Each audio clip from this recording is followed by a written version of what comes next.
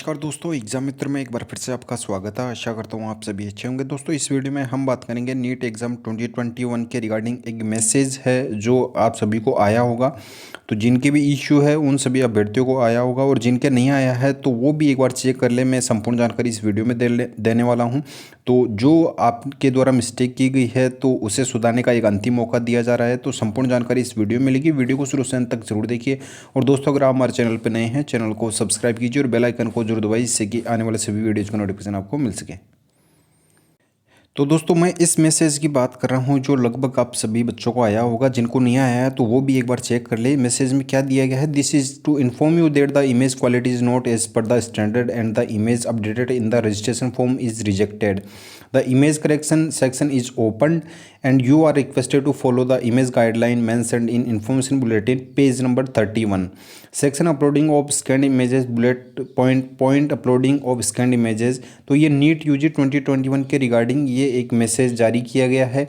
तो जिन बच्चों के इमेज में इशू था, या जैसे फ़ोटो का हो या आपके पोस्ट कार्ड साइज़ फ़ोटो हो, आपका सिग्नेचर हो या थंब इम्प्रेशन हो, तो अगर उसमें किसी भी तरीके का कोई इशू है तो उन सभी बच्चों को ये मैसेज है वो आया। उनके जो भी रजिस्टर मोबाइल नंबर है उस पर ये मैसेज जारी किया गया है। ईमेल पे किसी का भी नहीं आया अभी तक। जहाँ तक जिन बच्चों से मेरी बात हुई है, ईमेल पे किसी का भी मैसेज नहीं जारी किया गया। ये केवल आपके रजिस्टर मोबाइल नंबर पर जारी किया गया। तो आपको जो नीट यूजी का बुलेटिन जारी किया गया था, प्रोस्पेक्ट जारी किया गया था, उसके पेज नंबर 31 पे सारी इन्फॉर्मेशन दे रखी है। तो काफ़ी सारे बच्चों के इश्यूज भी आ रहे हैं कि सर हमारी फ़ोटो है उसमें कुछ ना कुछ मिस्टेक है, हमारे सिग्नेचर में मिस्टेक है, वो क्लियर नहीं है।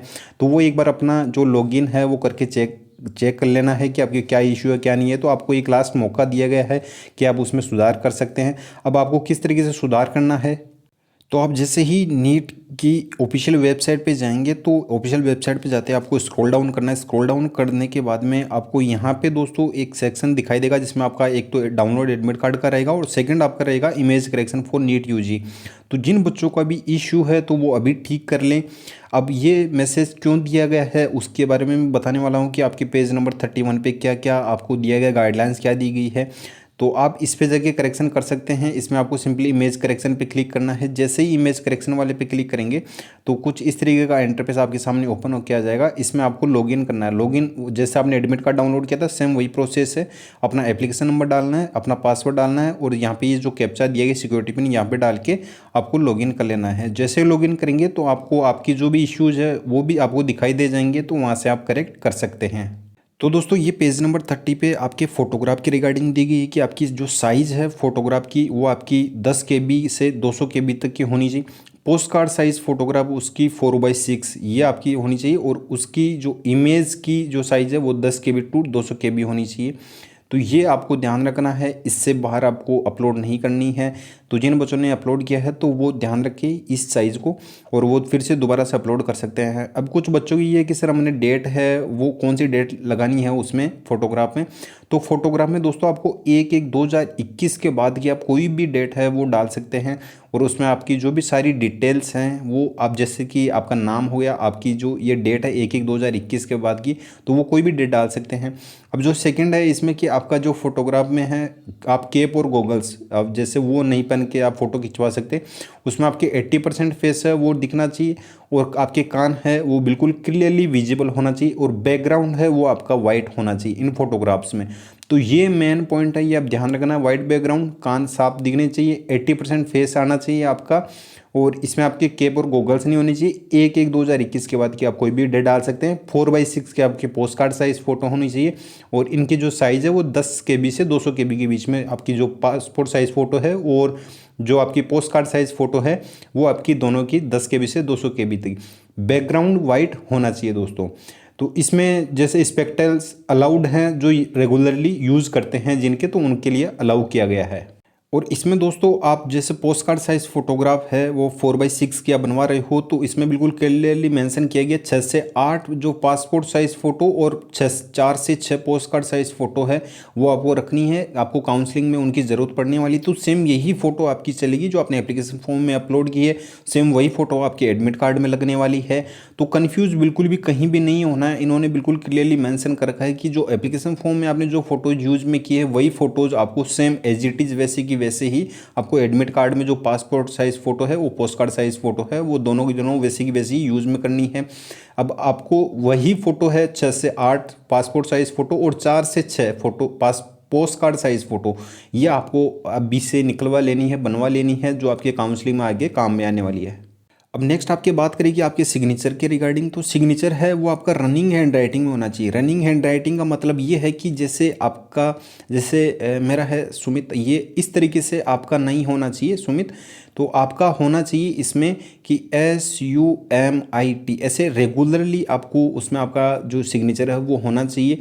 ऐसे ना कैपिटल में इस तरीके से अलग अलग नहीं होना चाहिए। तो रनिंग हैंड राइटिंग में ये वाला होता है कि रेगुलर आपको उसमें आपके सिग्नेचर हैं वो होने चाहिए, और कैपिटल लेटर में आपके नहीं होने चाहिए, आप इन्होंने क्लियर बिल्कुल मेंशन किया है।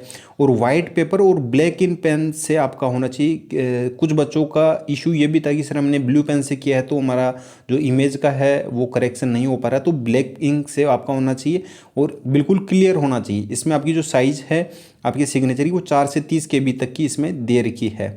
तो अगर आप ये सब चीज़ें नहीं करते तो आपका फॉर्म है वो तभी रिजेक्टेड की श्रेणी में आपका काउंट किया जा रहा है। नेक्स्ट आपकी थंब इम्प्रेशन की बात करें तो थंब इम्प्रेशन वो आपका लेफ्ट थंब इम्प्रेशन होना चाहिए।